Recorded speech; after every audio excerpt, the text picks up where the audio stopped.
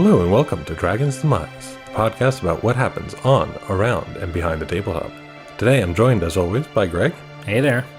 And we will be talking about RPGs and how the different editions affect the game, how they come about, and many other things like that. Yeah, just kind of riffing.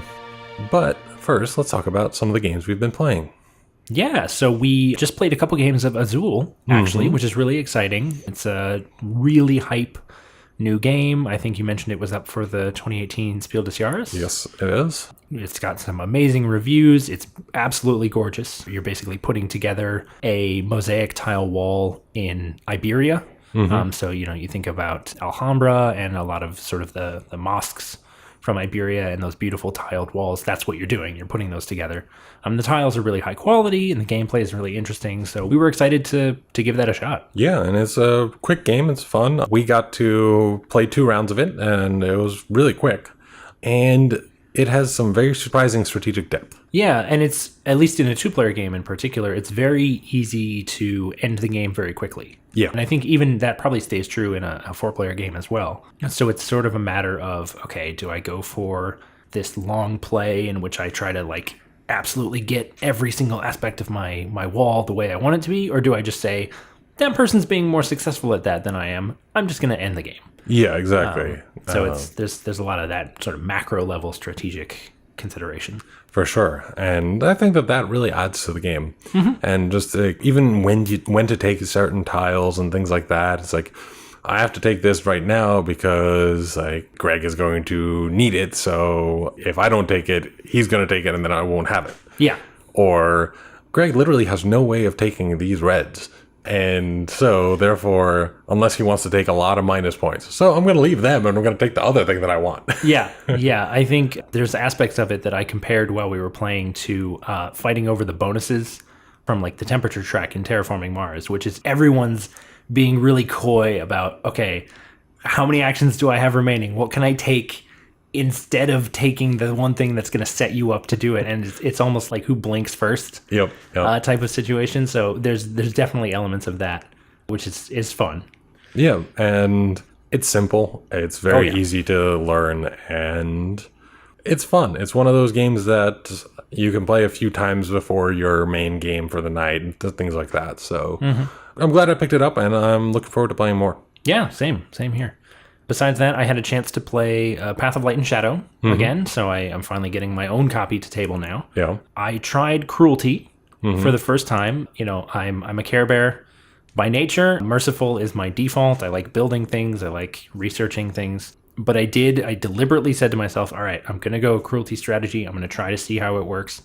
It was interesting. It felt very fragile in the early game, because one of the primary ways that you earn Cruelty is by culling your deck, removing cards from your deck, which is a powerful mechanic because it leads to a sort of a tighter deck, but it can also leave you precarious. There were definitely points in my deck where I had fewer than 2 hands worth of cards, which was a problem when, so many of the promotion effects, you can target cards in your hand, but you can also target cards in your discard, and that's the better thing to do because you don't lose the value of the cards currently in your hand. So there was an entire third of the game where I couldn't do that because I never had any cards in my discard because I had to reshuffle my deck every single time. Yeah. So that was a little frustrating, but it did get quite powerful towards the end. There's some certain buildings and certain cards that can really enable you to take off in some really powerful ways. And I didn't end up winning that game, but it was close. She was pursuing a build strategy. Okay. And so we were kind of playing into each other, but a little bit past each other as well. But I do think the observation that I had before was more or less correct, which, build strategies are really powerful if you're left on your own to do what you want. But if you have a threat of someone who's going to come knocking on your door, you kind of have to make concessions to an optimal strategy because you have to defend yourself. So yeah, for sure. It's interesting. Overall, I enjoyed it. I will probably default to Mercy every time, but I could definitely, based on, especially in a 4-player game, I could see myself snatching up some Cruelty if that space is left open. Makes sense. Makes a lot of sense.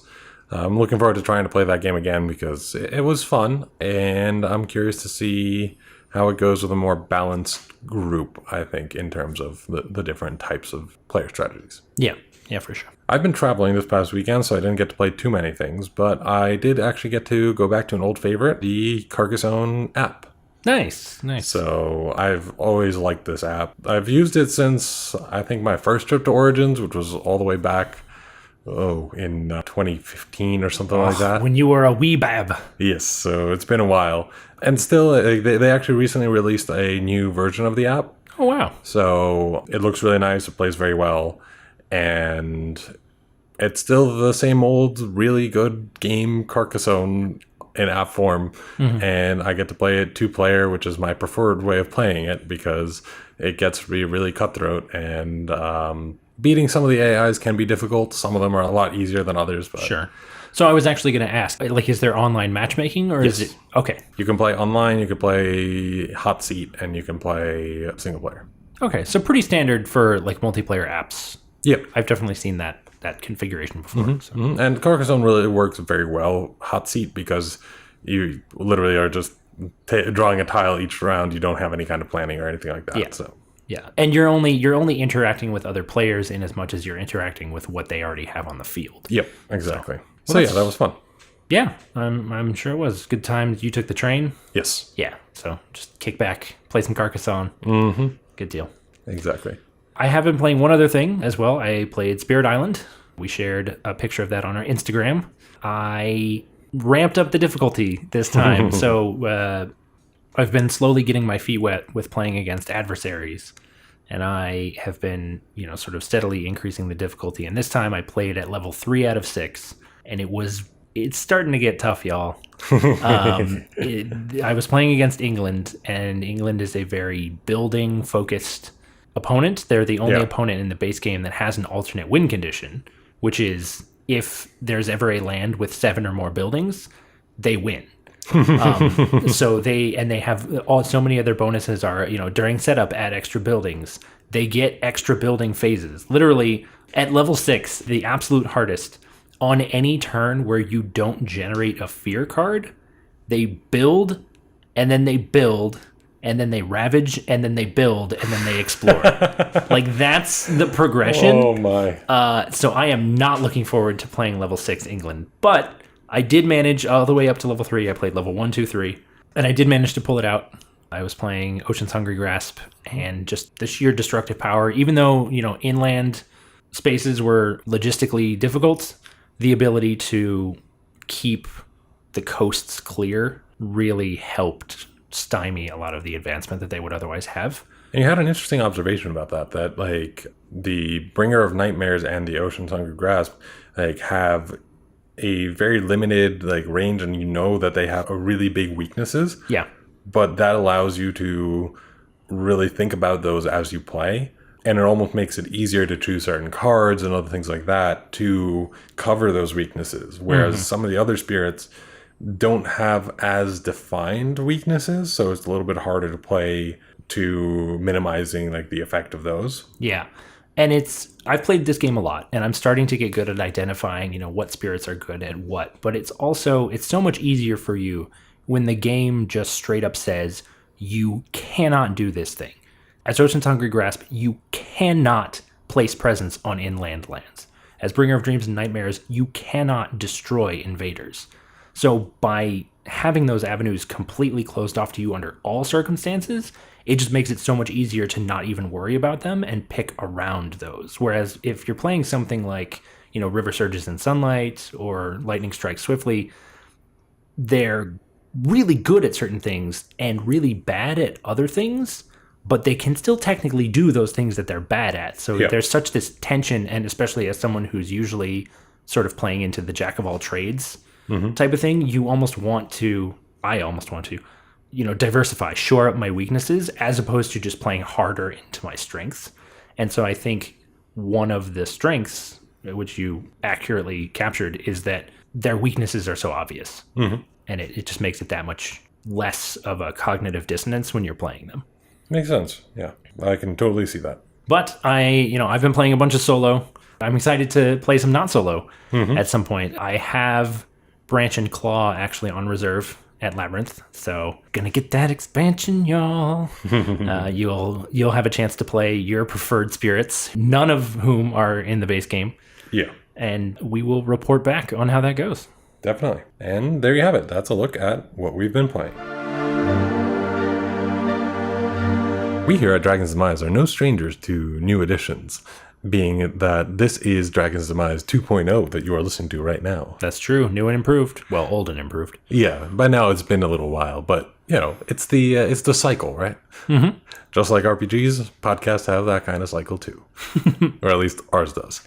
So today we're here to talk about some of the RPGs and how the whole new edition cycle and like what are some of the reasons behind it, what are some of the benefits, detriments, and drivers just in general behind the new editions. Yeah, exactly. And as always, when we talk about RPGs and specifically the design elements of RPGs, neither of us have experience in this arena. So this is coming strictly from a perspective of a GM, from a player's perspective, thinking about, hey, they're moving to a new edition. So the impetus for this episode was Paizo has announced that they're moving into a second edition of Pathfinder. Yeah. And I love Pathfinder. I think it's one of my favorite systems. And so it got me thinking about, well, okay, like what are the things that go into that? And I think they did a really good job actually of laying out in sort of their design document, some of their FAQs, why they were getting into it. They raised a lot of really interesting points. Specifically, one of the biggest was, Pathfinder's been around for 10 years and simply consolidation.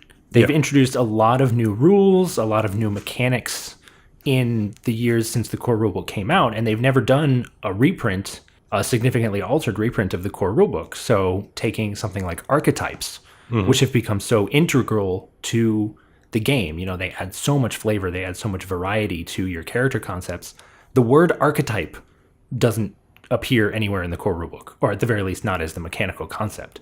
So, kind of just taking a lot of those things and being able to condense and say, all right, let's take what we've learned, and let's republish with a new, not even a new, but just a tweaked version from everything that we've learned. Yeah, so many RPGs have had second editions. Pathfinder's coming out, Scion second edition is coming out, you have D&D is on 5th edition, same as Shadowrun is also on its 5th edition. Call of Cthulhu's on 7th edition, I think. Yeah.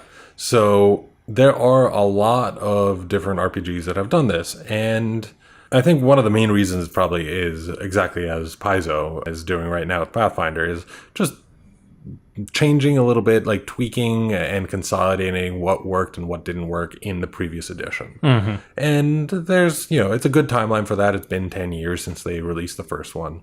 And that's a decent amount of time to learn a lot from an RPG. Oh, absolutely. But that's also not the only reason that a company would want to release another edition. There are a few other ones that we can think of, and I think one of the ones that's near and dear to me is because you want some new hype and you want to like kickstart it or just, get that name back out there. And it's actually how I learned about a few different RPGs. Polaris is technically in its 2nd edition, and as is Scion 2nd edition, which is one that I hadn't even heard of before until the Kickstarter started happening. And then, I just saw it and was like, oh, this is really awesome, and decided to back it. And now I'm really, really looking forward to this new edition of an RPG that was pretty old by the time that it re-released. Yeah, and I think there's sort of a broader theme that you can identify, which is just sort of the player base driving new editions, whether it's players providing feedback about, hey, we think this mechanically could be better. Hey, we think these maybe could be consolidated, as with the move to 5th edition D&D or Pathfinder 2.0, but also thinking about growing a player base, whether you have an actively expanding player base, as I believe was sort of the impetus for moving to Advanced Dungeons & Dragons back in the 80s, or whether you are seeking to expand your player base. I know 4th edition D&D in particular was, a lot of people saw it as this sort of move to try to grab casual gamers because it was really drastically streamlined and they lost a lot of hardcore people because of it. But you really have to respect them for being so definitive, so aggressive in changing up their playstyle, keeping a lot of the same identities, a lot of the same classes, a lot of the same monsters, a lot of the same brand identity, for lack of a better term, but streamlining the mechanics to such a degree that they're virtually unrecognizable. Yeah. But the shift to D&D 4th edition also, of course, prompted another reason for a shift when it went to 5th edition, which is what the fans wanted. Yeah. And just like going back to your almost roots, because a lot of fans were very unhappy with 4th edition because of the streamlining. And for me, I was definitely one of those. I was not the biggest fan of 4th edition. I thought that the biggest thing for me was the magic items, that they just didn't. Greg, you said that it was just like a stat stick, pretty much. Yeah. And it's just like, oh yeah, now you get this +1, now you get this +2. And like there was no flavor to it at all. It felt like I was playing Diablo and just like adding another gem or adding something else to my weapon and just like getting a stat boost and not actually having the chance to do what an RPG is meant to do, which is roleplay. Yeah, it's just a pants simulator. You're just grinding for better and better pants. Exactly. And so that is one of the things that fueled the move to 5th edition.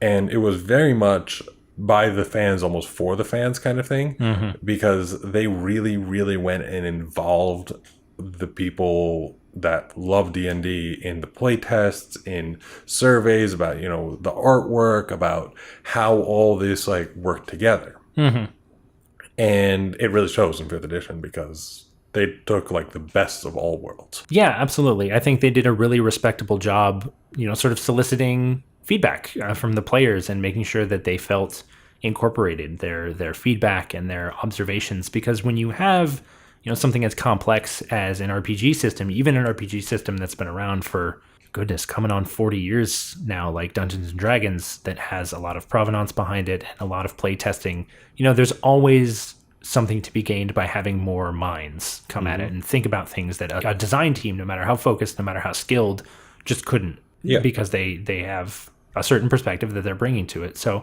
not only that, but you're going from a design team that is in the tens of people to a play testing and or player base of like hundreds of thousands of people. They're going to find ways of breaking the rules, changing the rules, and like making something better and being like, why'd you do it this way if you could do something really simple and do it like this way? And like have a lot of the fan things and all that. And as they play it, like, you know, it evolves. Like the game itself, since RPGs are so driven by the GMs, by the players, they evolve over time. Like in general, like you'll never have two of the same D&D games. You'll never have the two of the same of any RPG game, even if you're running the same exact module, because people will think of some other things and you'll have to react to them. And I think that that's part of it. And it's like you just start learning a lot about that. And RPGs, for the most part, when there's a new idea or something else that has like either come up outside of the design team or in the design team, they'll add a supplement.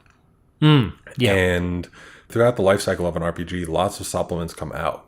D&D is no stranger to it. Pathfinder is notorious for it. And they add a lot to the game system. But with every coming supplement that comes out, you increase the barrier to entry.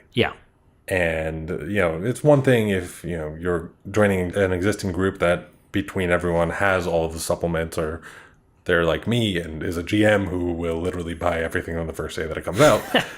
But if you're like starting a new group, or like, you know, you have a lot of new people and like one GM, it's like, yeah, let's play with just the base game, but like there's like all this other cool stuff that you would love to reach into.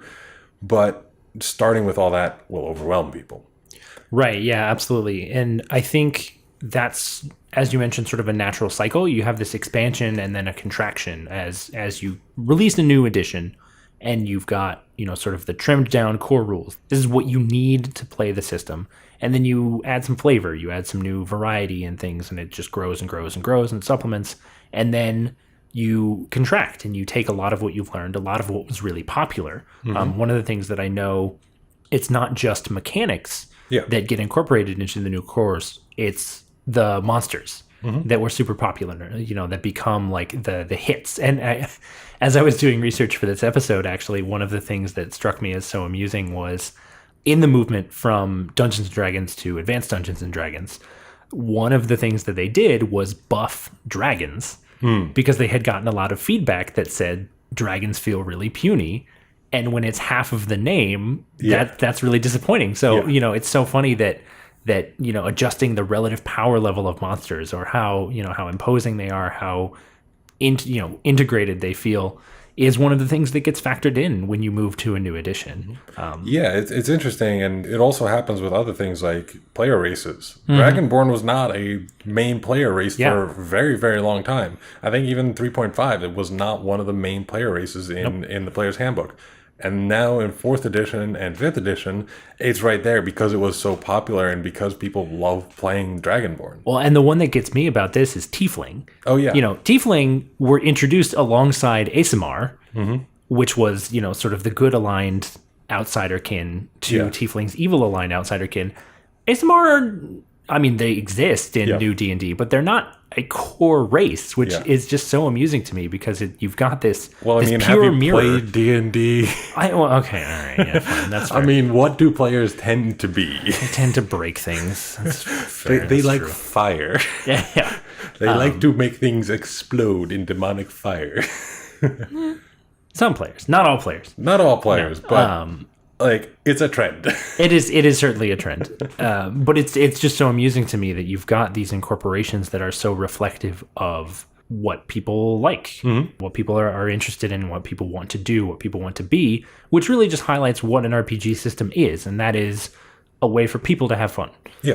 And if people prefer to have fun by setting things on fire and blowing things up and being devilkin, then yeah, there you go. Make your tieflings an integrated part of the race. If they want to be dragons, make them dragonborn. So it's really encouraging to see that sort of responsiveness come into a lot of the the edition changeovers. And also, it's really cool to actually start seeing the ability of the new editions to freshen up the formula. Yeah, because as much as the RPGs can just keep going, and you can still play AD&D and any of these other ones, like they're still around. Like, you can still get the books. I have a few AD&D 2nd edition books on my shelf.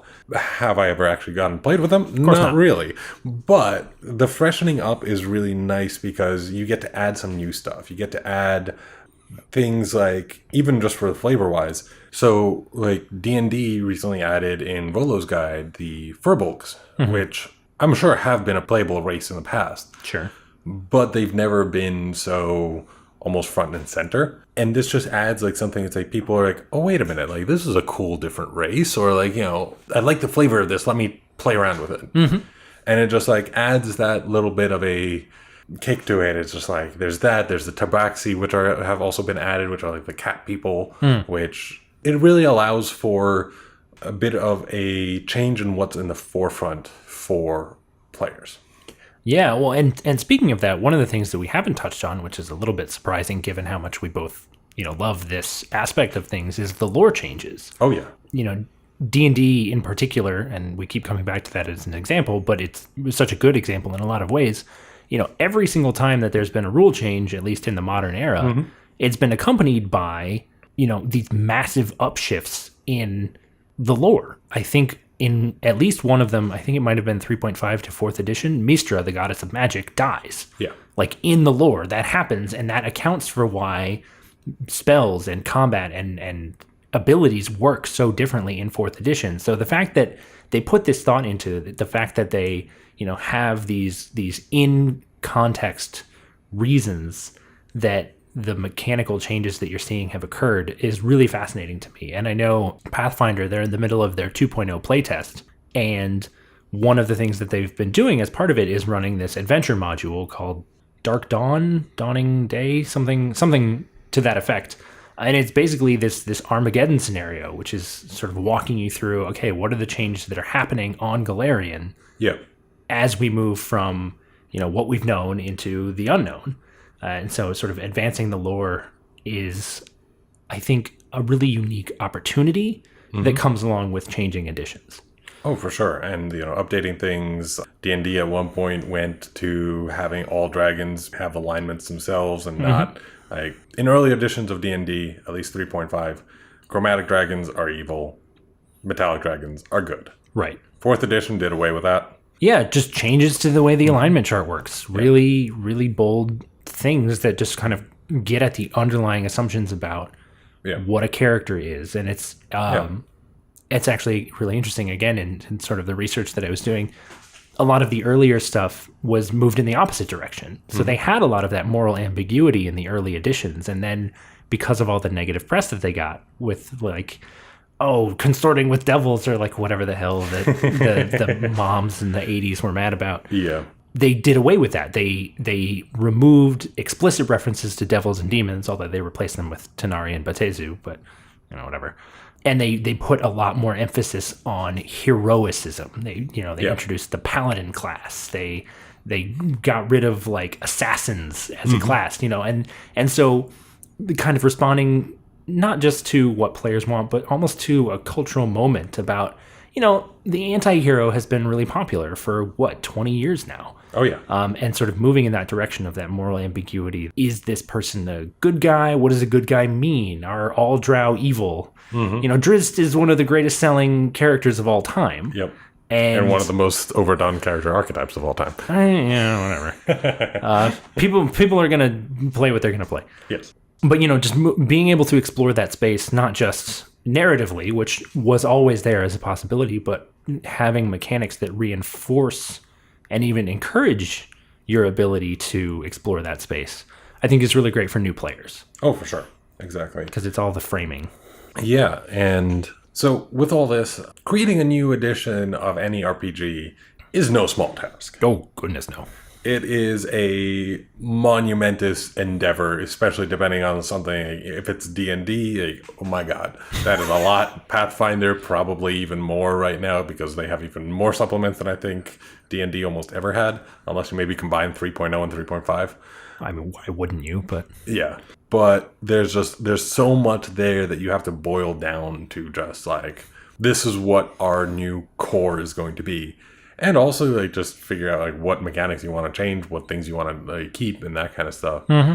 And some of the other interesting things that that can be changed as well as updated is the actual, like, look and feel of the RPG itself. Where you have your new player handbook can be done in such a way that, you have a lot of improvements in the formatting, the layout, the like how people can actually go through it, and you learn from how they've worked in the past, and you change it. And so, like, people would always go from race to and then class or something like that, and you used to have it the other way. You could always switch it back, and it helps you become more intuitive and more user friendly as you develop the game further.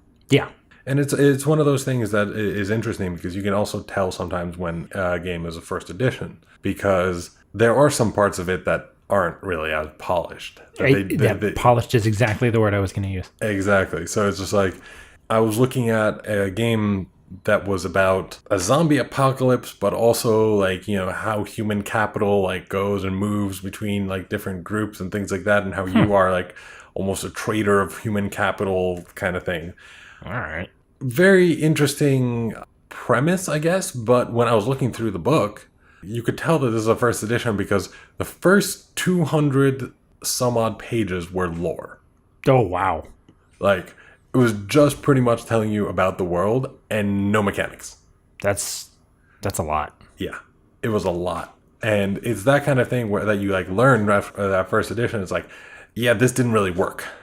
Like, it's time for switching it up a bit and mixing everything together. And of course, there are different schools of thought on this, of like, whether you want to keep lore separate from mechanics or how much you want to present them integrated. Mm-hmm. But in general, they should have at least some integration, else the lore is just a skin on top of the RPG system. Yeah. And it just isn't as interesting. Along with that, though, you can also like change some of your artwork. And like, I know that based on some of the stuff that you were telling me, Pathfinder had all of their artwork like hanging on their walls for the first edition of like Pathfinder's core rulebook. Mm-hmm. And so their art budget was very, very small. I am sure that that is not the case for this new edition. They probably have a whole new like set of artwork that is tailored to this RPG, and just really probably very, very integrated into what they actually want to show. I think it's something that attracts less attention than, say, mechanical changes, but, updates to artwork and updates to the aesthetic of a system can really make a big difference. World of Darkness is, a pretty broad setting that went through a very radical shift. There is a classic World of Darkness and a new World of Darkness. And they're considered by many players to be different settings. Yeah. It's a similar system, but there's a lot of difference. And when you think about sort of the environment that you find yourself in and how to interact with it and what types of things, what types of adventures and stories it lends itself to, just the aesthetics of it can be so dramatically different, which I think is a great opportunity available to people who are considering an edition change for their RPG. Yeah, and for sure. And also there's of course the other one when the ownership of an RPG changes hands and they want to create a new edition of it or something like that. That of course influences a lot of the decision making as well. Yeah. Whether it's just because they want to make it their own or any other number of reasons. The change of a company, the change of the people behind it can very much fuel a new edition, and a lot of times can be good, sometimes can betray the fan base. Yeah, definitely true. So it's a very fraught prospect, but overall I think editions are just a really fascinating thing to see. You track the history of a system and you see the evolution of it, from its humble beginnings or maybe not so humble beginnings, depending on, the era in which it was created. But, how does it move through and how does it grow and how does it change is really interesting to watch. So, just a few random musings on the editions of RPGs. Obviously, a very free-form discussion. Feel free to contribute. We always love hearing feedback from you all. So, if you've got observations about a particular new edition, old edition, generally about editions, let us know in the comments. You can always message us. Yeah. And we'd love to hear it. Yeah, definitely. Well, there you go. That's a look at some of our thoughts about RPG editions.